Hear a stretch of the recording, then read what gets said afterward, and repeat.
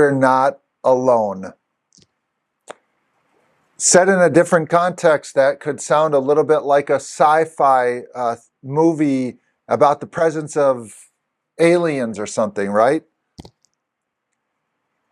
But not being alone is one of the great tenets of the Christian faith. Nothing to do with aliens, of course, but this idea that we're not alone, because at the point of our salvation, the Spirit of God lives inside of us. Jesus Christ lives inside of us, and so therefore we're not alone as we go through this life. And that's not even to mention, of course, our Christian brothers and sisters, but the mystery of how it all works, Jesus, the Spirit living inside of us, or what it even means for every moment of our life, can be a little bit difficult to understand, perhaps, or to describe at the very least. And so this, though, I know,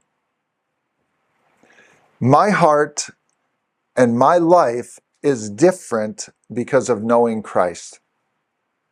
Would you say the same?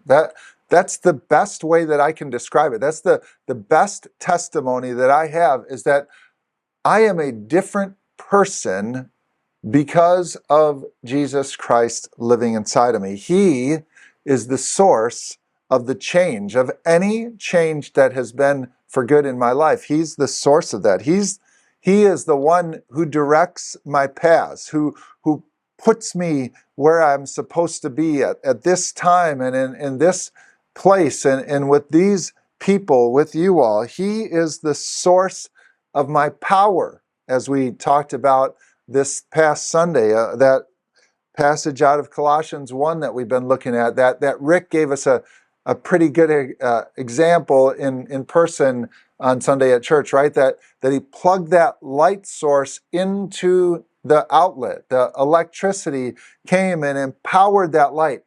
Christ is the source of our power. He is the source of what gave Paul the power to go out and spread the word about Jesus, to disciple other people. He is the source that we need. He is the power source that helps me do anything of value for you as my fellow believer. He is the source, and knowing Him is what keeps me filled with hope. It gives me peace and it gives me joy in the midst of any chaos or sadness that I might have on a day-to-day basis, perhaps.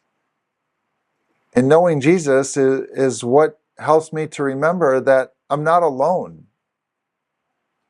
Therefore, as Paul says, He is the one we proclaim. That's what we've been talking about throughout this series on discipleship. Christ is proclaimable. He's the one that we share. He's the one that we share.